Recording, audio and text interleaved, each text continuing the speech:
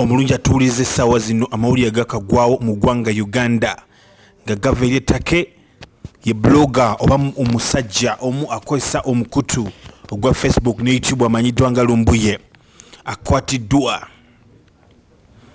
Kirambikiddwa ababyokulira nti obudde bwonna Lumbuye aleetebwa mu ggwanga Uganda olwakwasibwe ababyokwerinda awere nembi n'emisango egy'okwogera ebitakwatagana okwogera byatalinako bujulizi nga kwotadde mu kkuma Bannayuganda omuliro ssaako okwogera byatalinako bukakafu.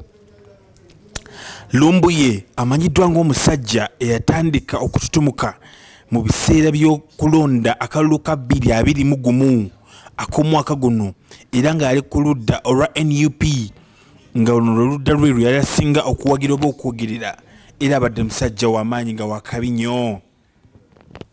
Lumbuye abadde musajja wa tabu era nga ku Facebook mwana tuba bloga banna abasinga zza ababikka nga bamutya era nga ndowooza yafuuka threat eri abasinga obungi.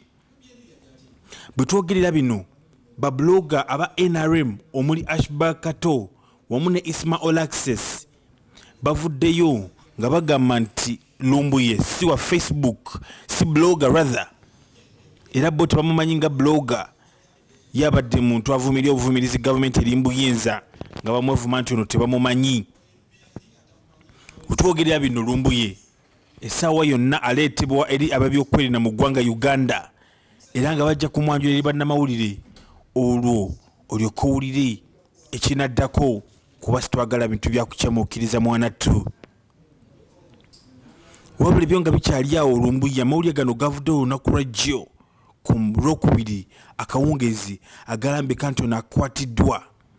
Wabula jjukira nti Lumbuye ye muvubuka bambi ali ettake ng'eno gyakakalabizibwa emirimu gye egitanategerekeka nga bamu bagamba nti egimu ku mirimu gy'akola kwe kukola human trade okusuubula abantu. Wabula gino sijja girambika nnyo kubala tuginako bukakafu.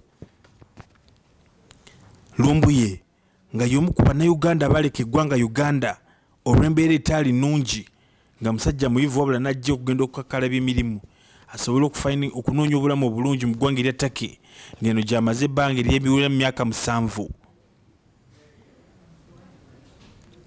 Kigambibwa okuba nti akaseera konna yanjula eri ababyokwerinda eri Bannayuganda olwenembe n'emisango egy'okukyamuukiriza abantu ku mikutu mugatta abantu.